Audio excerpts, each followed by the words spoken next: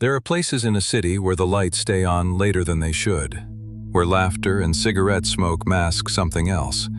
A study, an experiment, a quiet cruelty. In the 1950s and 60s, one of those places was an apartment in Greenwich Village and another in San Francisco. Rented rooms, two-way mirrors, drinks that loosened more than tongues. Into those rooms walked men and women who thought they were escaping the ordinary. What they didn't know was that their confusion was being recorded. The man orchestrating it called himself Morgan Hall, but his real name was George Hunter White, a veteran of the OSS and later a Federal Bureau of Narcotics agent who thrived in the gray zones of law enforcement. He decorated the safe houses with a kind of performative sleaze, abstract art on the walls, liquor cabinets always stocked, microphones wired behind electrical plates.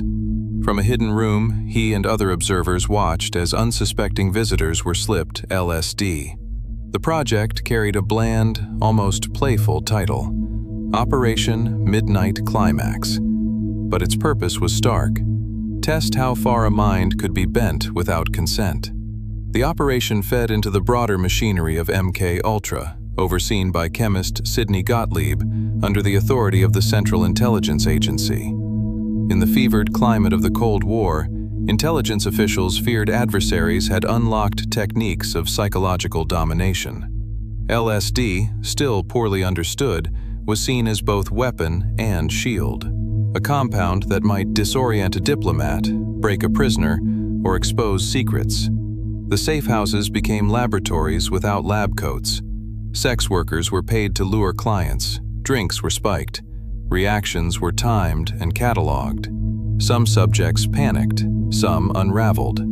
A few never knew what had happened to them at all. White himself later wrote with disturbing pride about the freedom the assignment gave him: federal money, minimal oversight, and a belief that national security justified experimentation. But the science was erratic. Set and setting, dose variability, and the absence of controlled conditions made much of the data scientifically weak. What it did prove, unintentionally, was how easily authority could override ethics when secrecy insulated it from scrutiny.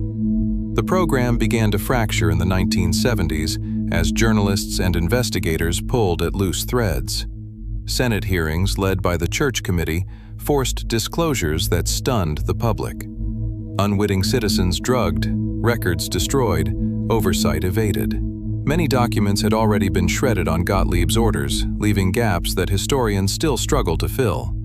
What survives paints a picture not of cinematic mind control, but of institutional recklessness, a bureaucracy experimenting first and asking permission never.